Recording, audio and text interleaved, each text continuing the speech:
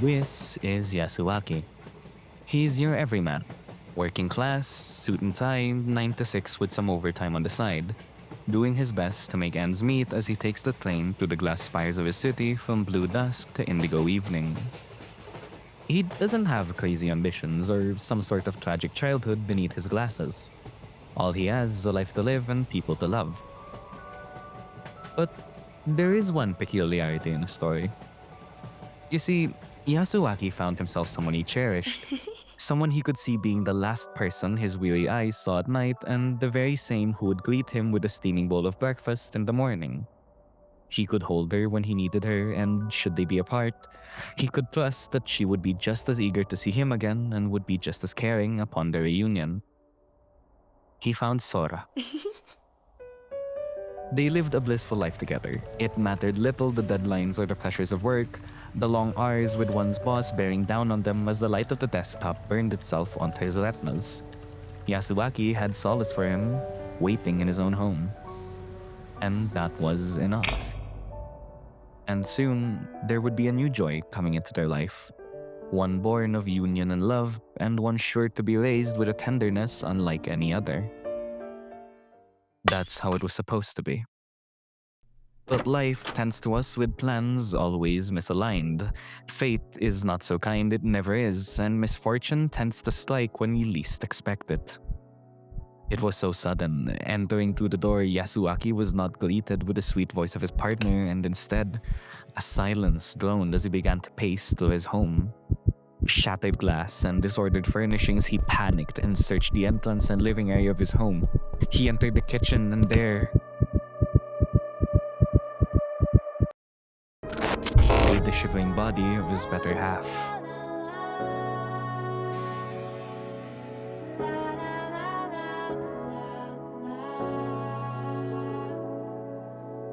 It was so sudden. A break-in, a short scuffle, and the poor woman slipping and falling, causing severe trauma to her abdomen that caused internal bleeding. Well, that's how the doctors put it. They needed to get the child out, or else she may not survive. But what of Sora? He asked with a labored breath. They answered, but he couldn't process it.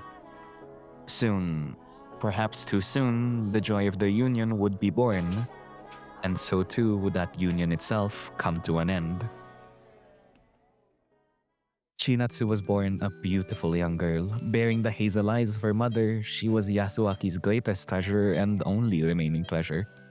But she was fragile, incredibly so. His resolve and the promise he made at his dying wife's side to keep their love alive through her could not match the girl's strength.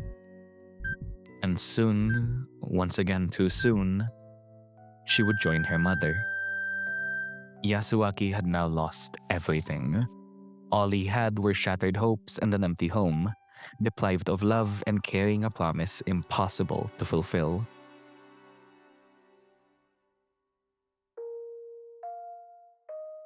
He returned home, taking off his coat and calling out with a cheery voice, "I'm home," knowing well that a response would come soon after. A young girl ran up to him, looking to be of school age and beaming with a pair of beautiful hazel eyes that lifted away any weariness from the salaryman's shoulders. Welcome back, Papa!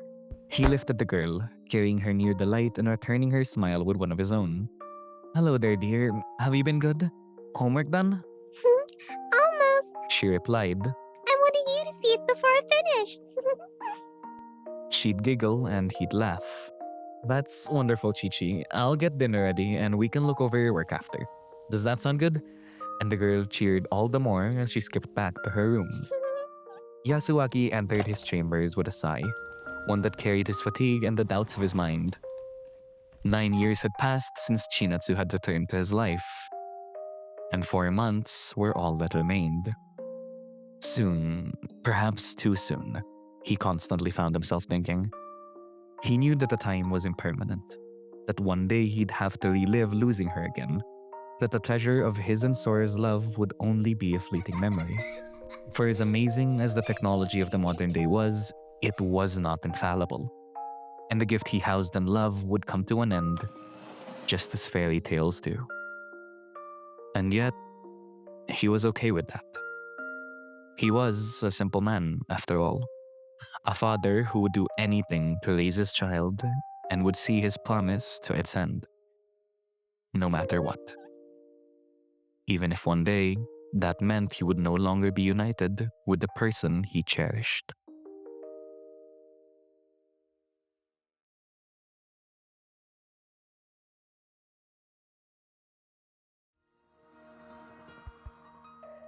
This is one of the many, many stories I believe you could tell with the setting of today's case study.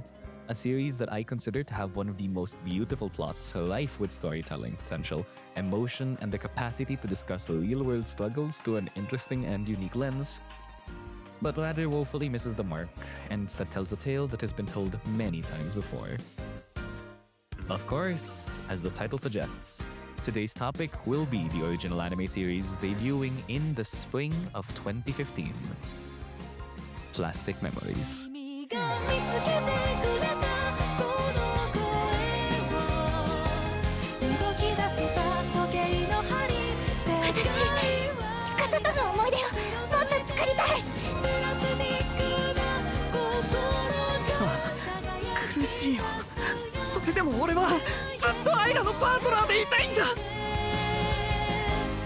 つかまた巡り合える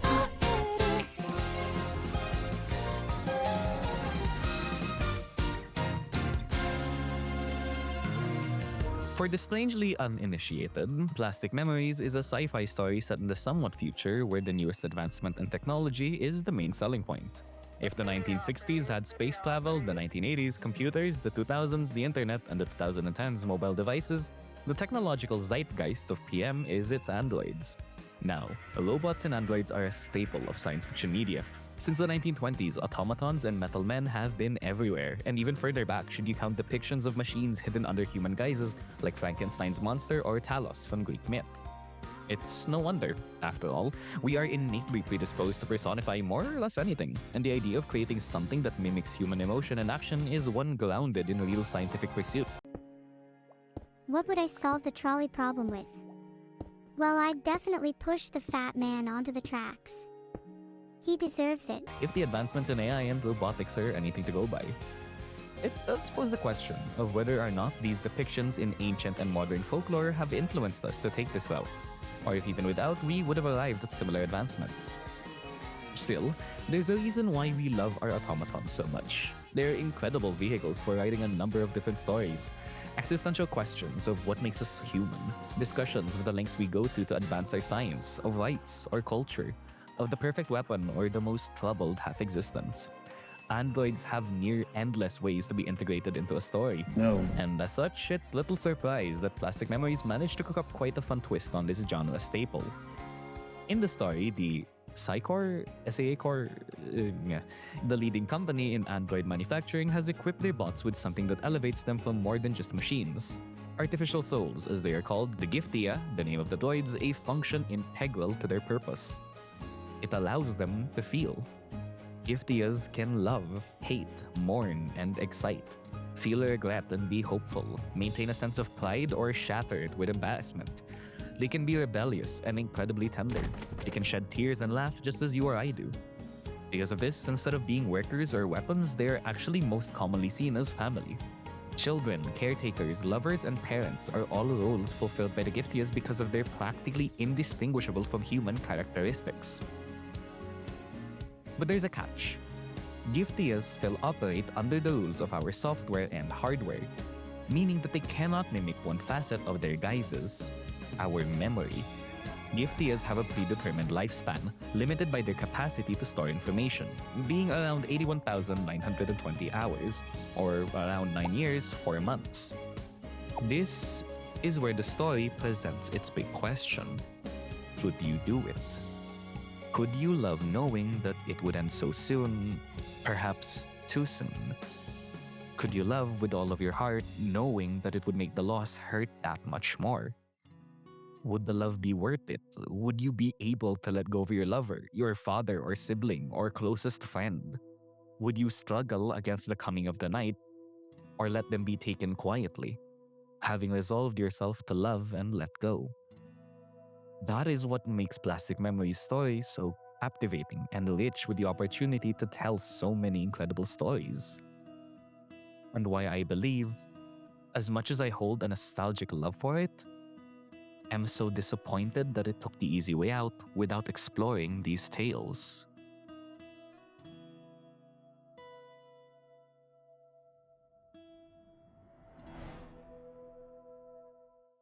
Now, let me preface this by saying I am in no way hating on the series. In fact, quite the opposite. I adore this anime. I only put this much emotional energy in stories I find interesting, and so this essay is presented as a constructive critique that both praises and highlights the flaws of the story.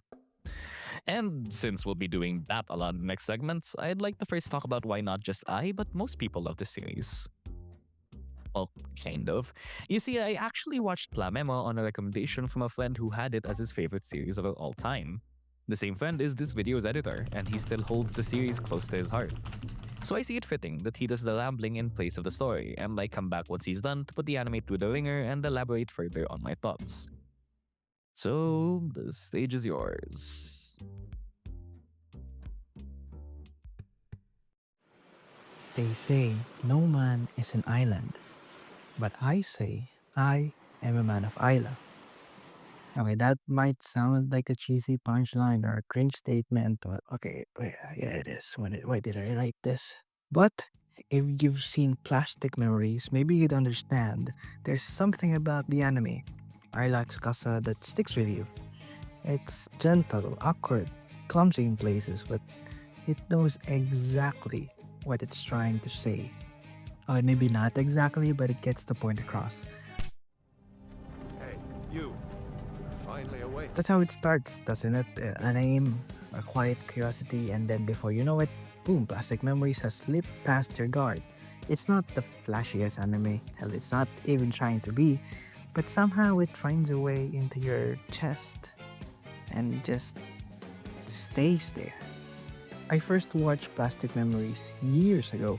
Our place didn't have an internet connection for a week, so I had to go out and buy myself some.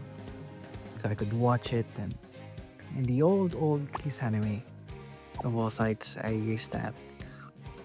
Every 3 episodes or so, my Wi-Fi runs out and I have to go back to the store and buy more. And when I was about to go out for the last time, for the 13th episode, it felt like going to a bonfire to rest and reflect before going back to the boss you spent 13 hours trying to beat. The run back home was something else. When I think of the shows that have stayed with me, not because they were perfect, but because they meant something, this only comes to mind. I know it's not flawless, hell, there's a lot of flaws, but I'll talk about that later, but yeah, the emotional beats can be predictable, but none of that takes away from what the show gets right. For me, it gets a lot right. At its core, Plastic Memories is about loss, but not in a heavy, cynical way. It's about learning to face endings with your heart open, with your mind open. The gifty androids with lifespans of around 9 years or so aren't just, narrative tools that the author uses, or maybe, I don't know. But, they're a mirror, a quiet way of asking, what would you do if you knew your time with someone was limited?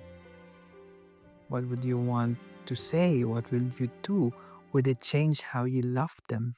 Tsukasa is our entry point. The fresh hire, the awkward nice guy who's clearly in over his head. At first you think, okay, I know this type, soft-spoken, polite, doesn't know the job yet. But what I appreciate is that he grows not another appendix, but he grows as a person. He's not just there to fall in love. He's there to learn how to love in the face of inevitability. Watching Ayla and Tsukasa fall in love isn't grand or dramatic. It's soft. There's kind of vulnerability to it. Tsukasa is new, idealistic, and a little lost. Ayla is experienced in her work but fragile in her own way, quietly bracing herself for the inevitable, her timer. Their connection builds not through grand speeches or plot twists or anything like that, but through small human moments. Sharing tea, walking home, or just simply being present. The show works best in its quiet moments. A grandmother saying goodbye to her adopted daughter, an orphan Giftia caring for her brother. These aren't episodes of the week, they're lessons for Tsukasa, Ayla, and for us. Because every assignment they get isn't just about recovering a Giftia, it's about understanding what it means to let go, to find one content that it did happen. And then there's the rest of Terminal Service 1. I'll be honest, some of them are underused, Sherry my love, but they all carry something.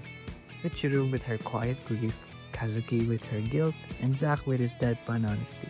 They all carry the same weight, just in different ways, and together, they make this strange little workplace feel like family. When Ayla and Tsukasa finally chose to become a couple, they knew what they were going into. It's a choice to love knowing how it ends, and that's what makes it powerful. They don't pretend they can beat time. They don't fight it. They don't make a cure or make another version prototype of the Giftia, but they just make the most of what they have. What I love about Tsukasa is that he tries. He fumbles, he doubts, but he never becomes passive. When he finds out about Ayla's limited time left, he doesn't spiral into a cliche of denial or rage or depression a little bit. He listens, he adapts, and he chooses to stay, even if he knows it's going to break him. And not just Tsukasa though, it also broke me.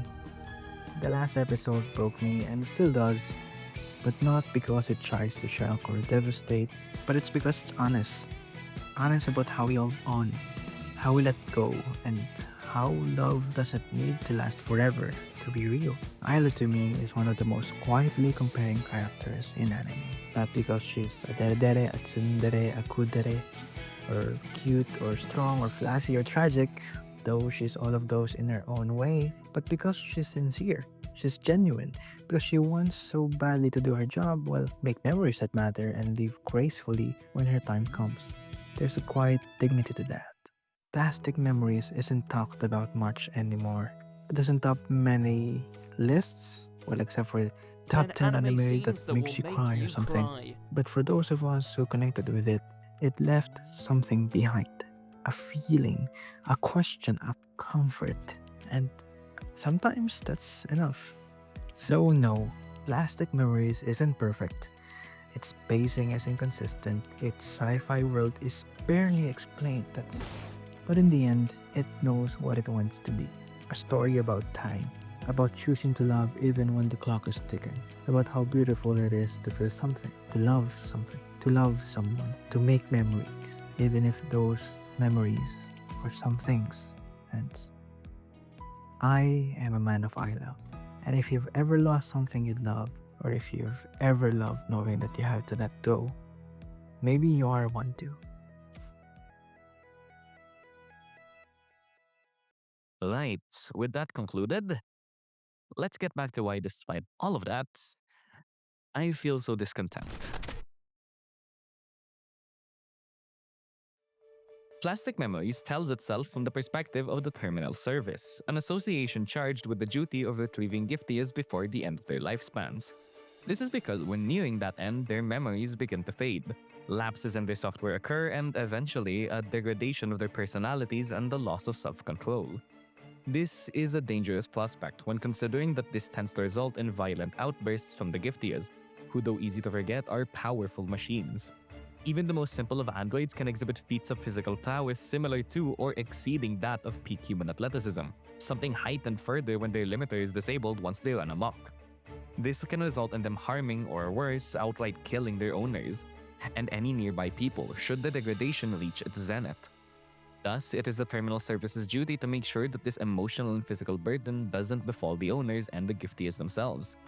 A job not so easily accomplished considering that the act is, as some put it, literally ripping apart memories. 9.5 years is a lot of time to get attached to someone, and being told that that time has come to its end is not something we readily accept. But to love is to let go.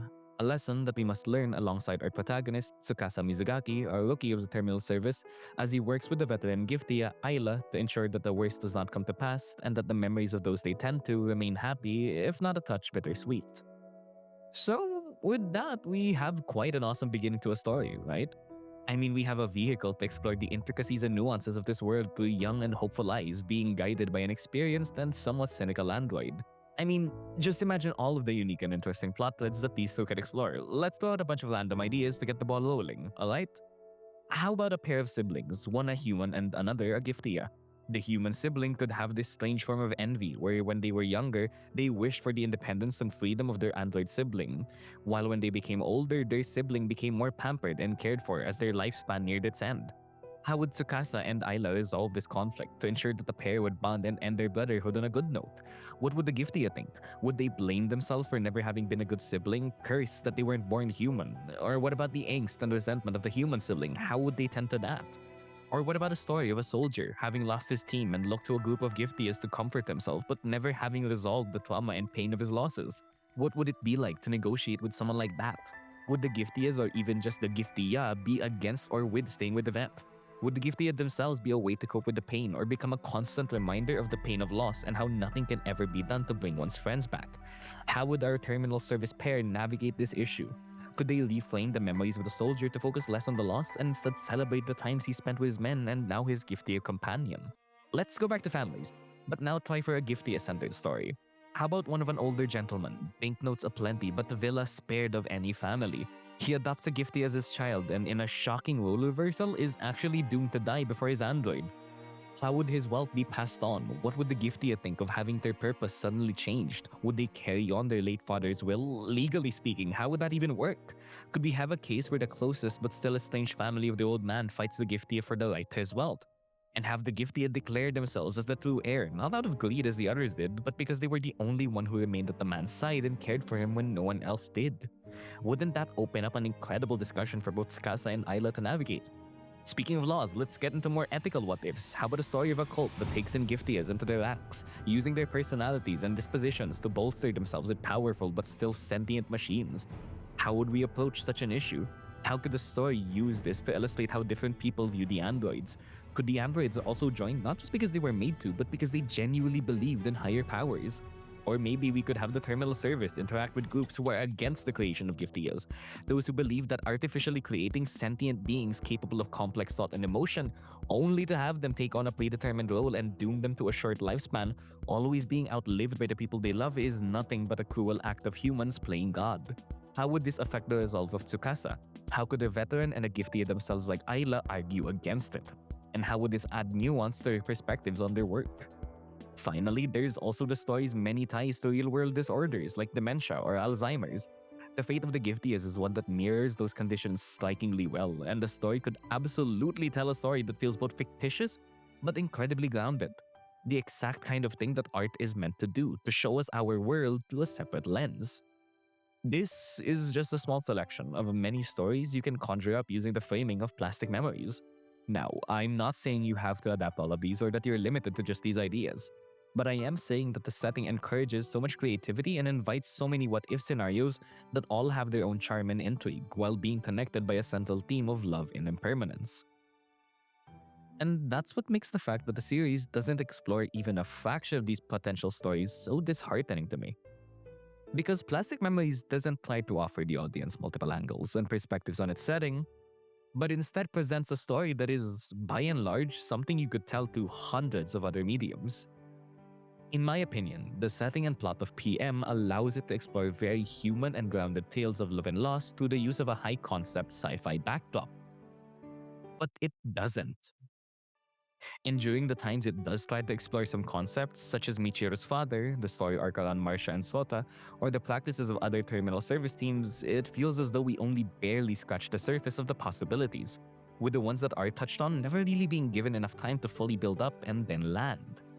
Although admittedly, Marcia's mini-story is probably one of my favorite parts of the story.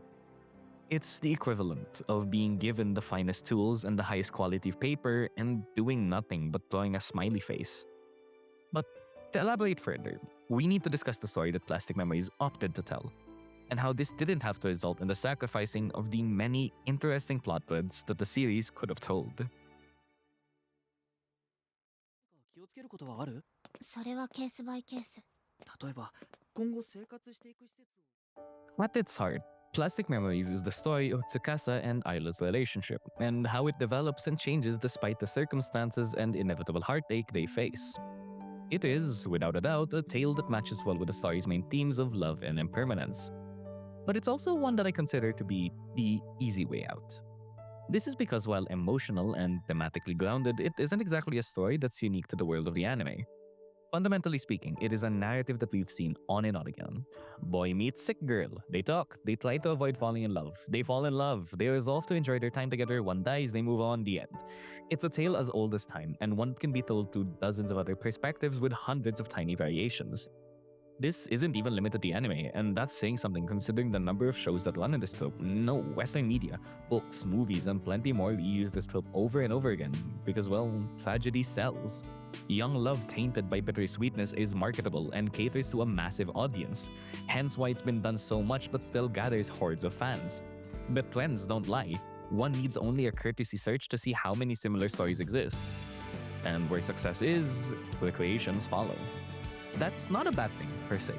These stories are a great way for casual viewers to take a break from the rosiness of rom-coms and slice-of-life stories, something that after a while can feel grating and overly idealistic. But at the same time, this can make them formulaic and predictable, meaning the big gut punch at the end is something you see coming from the moment the series wrote its first line. And to me, this is a massive problem when considering that this is the route that Plastic Memories, a show given the chance to branch out and tell so many distinct and out there stories, takes to ensure that they ride the safe road. Now, obviously, the main goal of these series is to make money. Artistic pursuit is obviously there, but animators need to be paid and studios have to be reimbursed. Still, I believe that doesn't make for a good excuse to present a setting that promises so much but delivers so little. Do not get me wrong. Once again, I'm not saying that there's an inherent fault in telling Tsukasa and Ayla's story. As I said, they are the main driving force for it, and I think that's fine. The suggestions I've given earlier are mini explorations of Plastic Memories' world, but having a more personal, long-standing tale like the Terminal Service pair allows us to have a consistent and dynamic perspective that ties back to the central themes of the story. Sure, one could argue that even then, the pair's story is far from perfect, suffering slightly from the pacing and also going a bit quickly from newbie and mentor to lovey-dovey roommates. There's also the pair's personal character developments. As though their dynamic does shift quite a bit, their personal growth feels less focused on, meaning that while it's easy to love their relationship, the two halves of said pairing are a little bit less appealing. Especially a moment like this, where Ayla compliments Tsukasa, but us as the audience find it hard to agree with her, considering that the story hasn't had enough time nor given Tsukasa enough credence for the statement to really stick. Still, the emotions are very much there, and I'd wager that despite the setup, the conclusion of their story in the final episode lands spectacularly. It's a keystone moment, and one that no matter what, can definitely get a rise out of anyone in the right circumstances. It's why I don't want to criticize the plot thread and pairing itself, but instead the fact that this story beat gets the most attention, when it is by far one of the simplest stories they could have told. There is nothing stopping Tsukasa and Ayla's relationship from being present in any number of other settings, a massive miss when considering the backdrop they were given. To this end, I'd like to present a bit of a rework on Plamemo's pacing and story progression, and how I think we could keep both the complexity and nuance of its setting, and the simple but emotional core of its protagonist.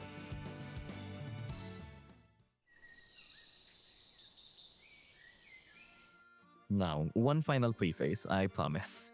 I understand that Plastic Memories is an anime original series, meaning that there is no source material to be drawn from nor expanded or improved upon. I also know that this means the series was written with the knowledge that it only had 13 episodes to tell its story, a very limited runtime to hook in viewers and keep them watching, seeing as this anime had to make its money back without a manga to rely on. I will, however, acknowledge once and only once both the prequel spin-off Say to Goodbye and the PS Vita visual novel as other pieces of Plamemo content. I won't be talking about them here, as this discussion is limited to the anime, and I also haven't experienced them myself. As such, I understand the writing of the story was limited by the earlier explained constraints, and I wish to acknowledge them here before discussing how I would like to have seen it improved if it was given more creative freedom and episodes to work with. I'll just say that I think the series would have greatly benefited from some more room to breathe, slowing things down a touch and taking its time with its exploration. So with that, let's elaborate a bit. Let's do a few simple things. Firstly, double the episode count. Plastic Memories doesn't explore nearly enough of the possible stories it could tell, and one reason is that it just wasn't given the space to do so. Furthermore, this also helps our other goal from earlier, as now Tsukasa and Ayla's relationship is allowed to develop at a slower, more natural pace, instead of being immediately shifted from distant and cautious to infatuated and bittersweet. This change allows for both of these strengths to accommodate and also, more importantly, synergize with one another. This should also come with a change of giving Isla just a little more time before her retrieval date. Now I know, some of you might think that this will downplay the severity of the time limit and take away from the suspense of the reveal, which is a valid argument. But I don't think that the common adage of less is more is always applicable. Giving Isla more time to just exist gives more time for her character to grow and develop, as well as the other characters who are tied to her. I also believe that instead of softening the impact of her passing, it could actually enhance it by giving the audience more moments to reflect on and recall right before her time comes to finally pass. Seeing as we're giving Isla that courtesy, Tsukasa should be no different. He suffers from being a very basic character, whose changes are neither easily visible nor noteworthy, making him always feel like an accessory to Isla's story, and the weaker link of the duet. So, a longer time frame should do him wonders, giving not just Isla more time to fall for him, but us as well. Making his growth visible, his assertiveness and confidence shine through as he gets more and more experience, as well as frame his role as one that acts as a unique pillar of hope for Isla, something that she can't find in any of the other people who care for her. Make Tsukasa just as special for us as he is to her. Now, alongside this, imagine if the pair were given the chance to subtly develop their relationships through different challenges and scenarios, like the ones we proposed earlier. If we could learn more about Isla's regrets and fears and see Tsukasa's resolve grow, flinch, and replies, all the while falling in love with one another. This allows for the two ideas to work together. As the world expands for us, the characters expand with it. This solves the issue of unexplored ideas while retaining the heart of the story that makes it work. Second, and this will be short seeing as we've already discussed it at length, but let the story stretch its legs a bit. Don't confine the scenarios just to children, caretakers, and lovers. Those are good but also simplistic. The concept of a technological advancement that allows us to manufacture machines with souls is inherently insane. It's like discovering fire or metallurgy. The consequences and outcomes should be unexpected and hold a sense of hopeful unease. There should be tension in the ideas, but also a resolution that works towards strengthening the anime's core thesis that the giftias are a good thing, as they teach people that love is always accompanied by loss, and that it's up to us to come to terms with that and love with all we've got. Finally, let's move things around a little bit. Have the first half of the series be introductory and have simpler problems, letting the characters get familiar with one another, as well as the more common jobs they'll be sent out on. After which, we can have the midway point of the series be when it's revealed that Isla has a limited amount of time left, making it so that every single outing the pair have afterward has this quiet tension we were talking about earlier, but would also have the benefit of making every happy interaction and romantic development that much more special, allowing for the scenarios and the characters to have an effect on each other as they progress. With this, we can also imagine Isla becoming more than just this tragic figure, now being allowed to have an arc that properly and more intricately delves into her thoughts, regrets, and purpose as a giftia. Having Tsukasa shift from a colleague to friend to lover feel more realistic and grounded in genuine growth of both character and affection towards his partner. All the while, the scenarios themselves become more and more complex and distinct, creating this sense that we are growing and discovering more of the world with the characters. I should also mention that this shouldn't detract from the show's moments of lighthearted comedy. I think that the extra time afforded by the episode increase should also be used as an avenue to tell more jokes and show us more of the comedic sides of the characters that slowly come out as they get more familiar with one another.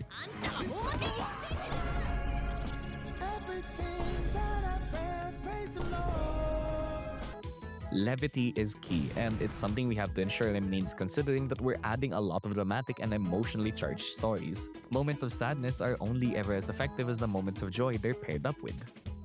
Oh, and of course, we can end with the same emotional gut punch. Predictable? Sure, but what learned and built up after we were allowed to explore both the world and the characters? Absolutely, especially considering that the moment was already one of the series' best. Now, hubris is thinking you can write something better with ease. This is why I want to tack on that this is how I'd improve the story, and not me trying to make the series better for everyone or even anyone other than myself. Still, I hope that this communicates a bit how I think the series could have had the best of both worlds, marrying both complex discussion and romantic drama beneath the sci-fi backdrop. あなたのことが好きです。 Even so, I'd like to talk a little bit about why Plastic Memory still resonates with so many people. Despite my criticisms, it's incredibly beloved and looked upon quite fondly. I'm part of that group. I have this anime as one of my favorites, and the fact I'm here talking about it should tell you quite a bit about how much space this show has taken up in my mind. That, and how the usually unmotivated Keith was the one to convince me to push the script to its current length, should all be signs that the emotions attached to this story are very much real. I think it's partly because the time it was released was one when anime was starting to enter the modern consciousness, and would further explode around the pandemic period.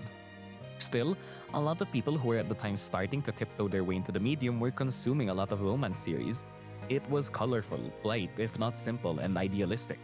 Then came Plastic Memories, a show with a powerful concept, great visuals, and charming characters that offered more than just sugar and spice, but also the bitterness of loss. Also because Flamemo could ride on the coattails of the earlier successes of Your Lie in April, another anime with a very similar tone and general theme. People became attached to the series because of that outward charm, because of the shared reactions and sadness regarding the series' end. It became part of the culture to watch the series, fall in love with it, bawl your eyes out, and then talk about it online. I'm not saying this to devalue it, not at all. Art is a form of emotional expression meant to be experienced, interpreted, and then responded to with our own emotions. Cliche as it is, those feelings are valid, and what I say shouldn't be seen as an attack on your enjoyment of the show. And, well, on a more personal note, this was one of my very first anime, and one I watched on the recommendation of a friend who was enamored by it.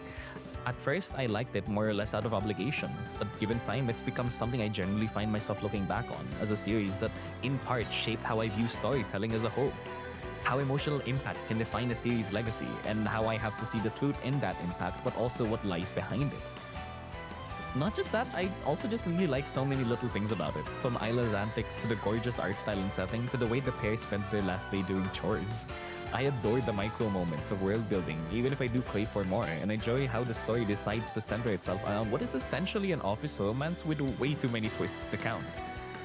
Finally, I couldn't really find a place to set this, but the opening song, Ring of Fortune, is probably my favorite thing about the anime. The lyrics are so tender, warm, and yet at the same time have this constant longing for more, for a little bit longer. There's this beautiful bittersweetness to how much the song alludes to gratitude, but how heavy the music layers on its sorrow, and yet the singer manages to still wish their loved one well, even through all of the tears. With the bridge being a particular favorite, as it says, "Even if tonight this dream ends, I'm not scared, as the world is still painted in the softest colors." It's reassurance and the promise that even when we ourselves reach the end of the story, there will always be more memories to come. The song itself is perfect if we see it as Isla's monologue, since we rarely get to peer into her thoughts. Not just that, Eri Sasaki's delivery is kind of phenomenal, so you can imagine that I also really like her song for the PS Vita game Last Diary. I honestly like to imagine that if we ever did get more than 13 episodes, these two songs would have made for a great pair of openings. One melancholic but thankful, and the other upbeat and hopeful. So if nothing else, I hope this tells you that I am far from objective or somehow special in my analysis. I love the series all the same and wanted to talk about it in a way that could show that. Still, sometimes I think that those emotions can distract us from peering deeper into a story such as Plastic Memories, letting the tear-filled goodbyes and iconic one-liners blind us from what could have been. And how easy it is to start with something incredible but ultimately resort to something simplistic and, to some degree, unimaginative. It's interesting to see that, in a way, the series' flaws mimic its own story. Just as a gifty as time and ability to create beautiful memories with their companion is limited despite the incredible potential they have as artificial humans, they are hindered by the time they have and the constraints placed on them. Reminds you a bit of the anime itself, doesn't it? And that, for me, is the show's greatest tragedy.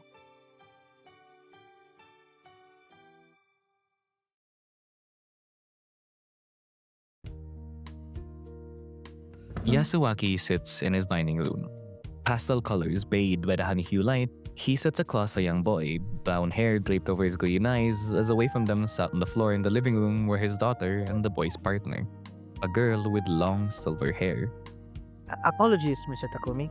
We understand if you wish to spend this day differently. Seeing The as... salaryman cut the young boy off. It's fine. Chi-Chi likes having you two around, and we've spent the last few months going to every spot she had on her wish list, so a home playdate is honestly a breath of fresh air. She looked at the two young girls, currently looking over a small textbook filled with scribbles and notes of colorful designs. Miss Isla, I thought you said you knew everything. The small girl cheered, grin wide with her tiny teeth exposed. Hey, that didn't exactly include world history. Seriously, what exactly is a Constantinople? The gifty girl turned to her partner, eyes clearly looking for an assist.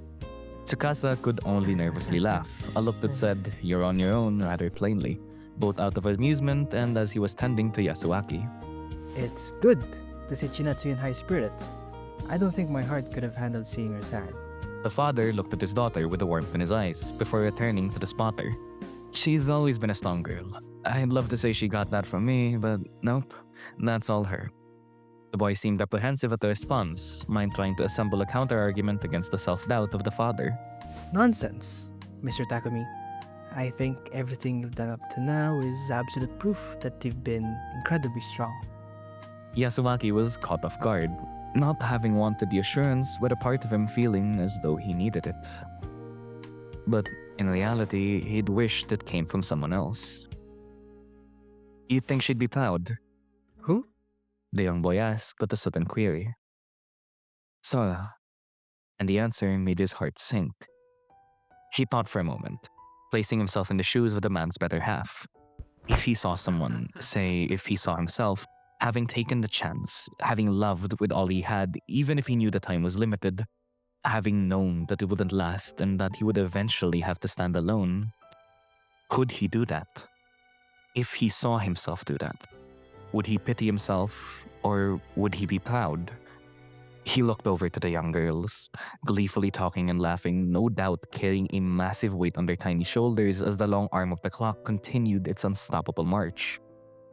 And yet, they smile, they cheer, they love, and they live. Something wells in the chest of the boy as he finally resolves an answer. I think nothing could make her happier. Yasuaki could only smile. But the boy did have one more question. One other thing that stuck in his mind, even if his answer was genuine. Do you have any regrets? Regret is easy to pick up, but hard to carry and even harder to let go. The father answered, eyes wistfully reminiscing on the near decade-long fairy tale he's lived. How do you let go of it? You don't. You just make sure it's stored with enough happy memories to remind you that those moments were real, and it was worth living no matter what happens. And as he traced the gaze of the spotter, landing on the young girl with silver hair, he seemed to understand the nature of his question. "I hope that you've made enough of them yourself." The four found themselves outside the house, the sun low and the wind blowing quietly upon the scene. The young girl sat on some sort of device as she got comfortable, having burned out her energy from playing with her friend. Mr. Takumi? The young boy spoke, prompting the man to walk towards his daughter and place a hand on her head. "You be a good girl now, okay?" He ran his fingers through the girl's hair, looking deep into her hazel eyes. And you better not forget to turn the light up every time you leave. The girl playfully returned, earning a half laugh from her parent. "Chinatsu, listen." Yasuaki began to stammer, his eyes filling and his heart being weighed down. "Papa is proud. Papa is thankful for everything you've done for him, for being his greatest treasure, and for being such a kind spirit. You've given me the happiest memories I've ever had, and I don't want to forget a single one of them." Tears began to fall from his eyes, and from the eyes of his daughter, they came as well as he held her tight. Thank you, Papa.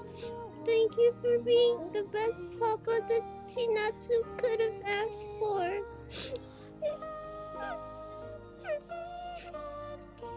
And with that, Yasuaki walked away and to the side of the young man, a hand on his shoulder as the girl with silver hair walked up to his daughter.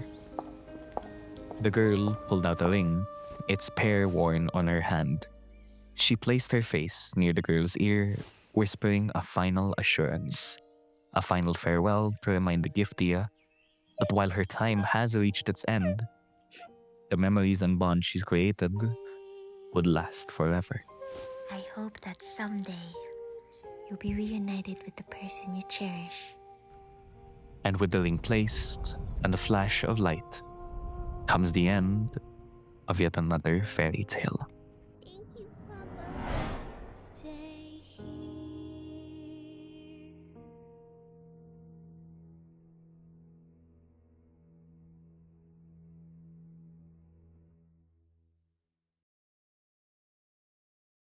And that was the Plastic Memories video essay. That took the wind out of my sails. It's crazy to think that the anime is already a decade old, right? So I hope that if you made it all the way here, you see this not just as a critique, but also as a celebration of the series, and what it's meant for so many people. Speaking of, I originally watched the show around 7 years ago, and Lee watched around 2021 or so, when I got sick with COVID, which is also when I started to develop these ideas in my sickly stupor. Honestly, despite all my critiques, I'd say I came to enjoy the show even more on my rewatch. My disappointment was matched by my newly felt interest, I guess. I wouldn't say I've refined my thoughts over the years, more that they've occasionally popped into my mind when I had nothing better to do, until I finally decided to write about it. Besides, I'm no expert. I just like talking about things I find neat. Of course, I don't want to claim that anything I said in this video is gospel or that I improve the series with my suggestions. Think of it more as a self-fulfilling fantasy for a college student with too much free time on their hands. Still, I at the very least hope this was entertaining, and if even a little, educational. With that being said, hope you enjoyed, and we'll be back when I find a new hyperfixation. Bye-bye. Video butter. Ready, I'm ready. Oh, it's not our first rodeo, come on. What? I thought it wasn't your first audio. Yeah, so we have to get a move on. We have to get a move on before your PC explodes. The fucking I'm lagging, bro. excuses. What am I supposed to do? Make a better Wi-Fi? It's winnable. Up, up, up, up. It's so fucking winnable, chat. Bro. Ah. It's all your fault, it's all your fault. There we go. Fuck yeah. Yeah. Oh, wait, what? Why am I How stuck? could you? Okay. Yeah. What fucking mode? Okay. Whoa!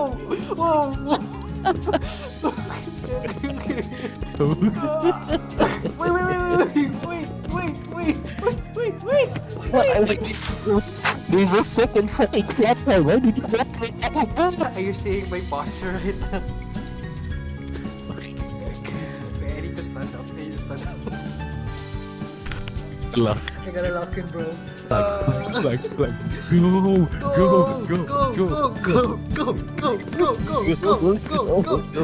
Think about this clearly. We have to make it so there's as little certain area as possible. So we have to be perpendicular to each other. So that's the opposite of what I'm about. Wait. Stop. Right, aim, 3, 2, 1. Go. Stop. Okay. This one, and this one. Not that, next one. And... Oh! Let's Yeah, go. okay, speed run. Ready. Oh crap. No fear. I told you no fear. Okay. No fear. Never mind, march. I think we can win. I'm gonna jump now. Yeah. Okay, jumping. You fool. Yeah, exactly. We're gonna miss.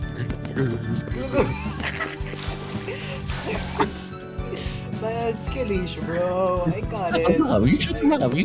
You should. Okay. Stop. You're not walking fast enough. You're not walking fucking fast enough. You're gonna have to censor a lot of swear words. Forward.